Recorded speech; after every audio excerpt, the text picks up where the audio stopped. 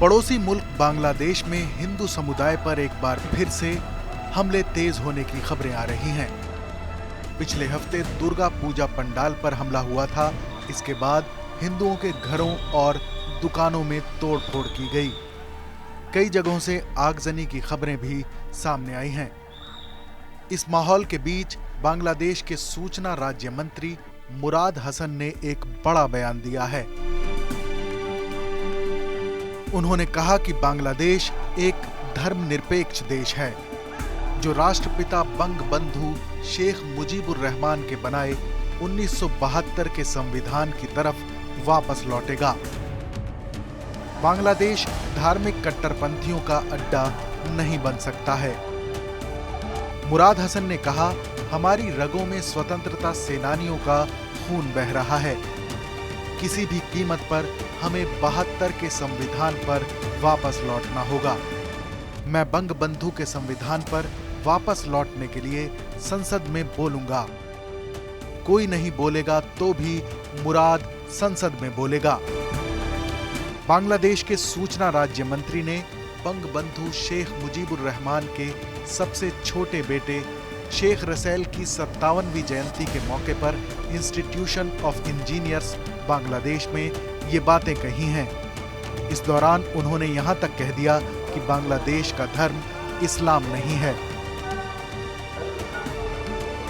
सूचना राज्य मंत्री मुराद हसन ने कहा, मुझे नहीं लगता कि इस्लाम हमारे देश का धर्म है। हम दोबारा 1972 के संविधान पर वापस लौटेंगे। हम इस बिल को प्रधानमंत्री शेख हसीना के नेतृत्व में संसद में लागू करवाएंगे। हम जल्द ही बांग्लादेश के संस्थापक बंगबंधु शेख मुजीबुर रहमान द्वारा आजादी के बाद लाए गए 1972 के धर्मनिरपेक्ष संविधान की तरफ वापस लौटेंगे। ये एक गैर सांप्रदायिक बांग्लादेश है। बांग्लादेश एक धर्मनिरपेक्ष देश है। यहाँ हर कोई अपनी आस्था का पालन करेगा। मुराद हसन ने आगे संविधान में छेड़छाड़ करके देश का राष्ट्रीय धर्म इस्लाम निर्धारित करने को लेकर पूर्व सैन्य शासकों हुसैन मोहम्मद इरशाद और जियाउर रहमान की आलोचना की। उन्होंने विपक्षी पार्टियों बीएनपी जमात को हिंसा भड़काने और धर्म के नाम पर देश को विभाजित करने का भी आरोप लगाया।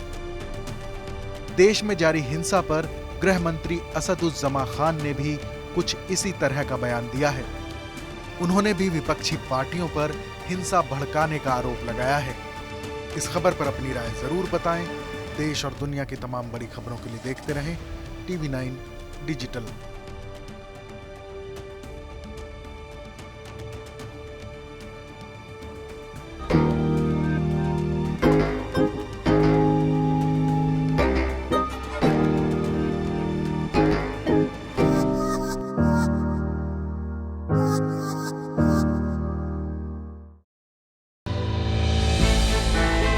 हमने की गलती फिर एक बार, कोरोना ने किया दोबारा प्रहार। मास्क, 2 गज दूरी, करें अपनी सुरक्षा पूरी। कोरोना टीका हम सबको लगाना है। मिलकर साथ समझदारी से कोरोना को हराना है।